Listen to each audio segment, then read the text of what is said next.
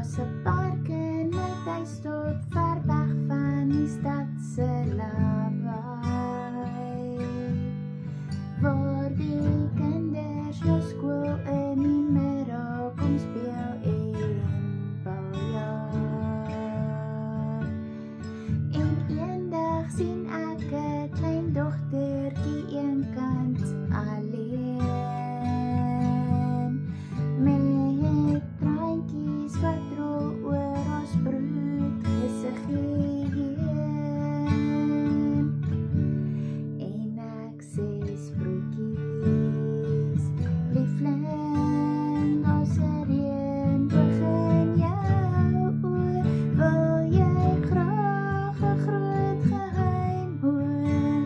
Almal wil nog soos jy wees, want jy's pragtig, liefling.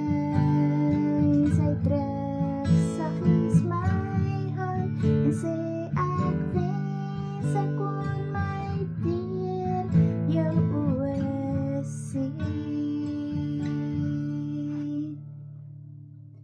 Al somers en winters is nou reeds lankal verby, en die glimlag van jonkwees verberg soos 'n ou hartseer tyd. En eendag sien ek sproetjies weer en my oë staar verdwaas, want die lelike eentjie verander in die mooiste swaan. En ek sê sproetjies, jy's pragtig, en sy druk saggies my hand en sê ek wens ek kon my deur jou oë sien.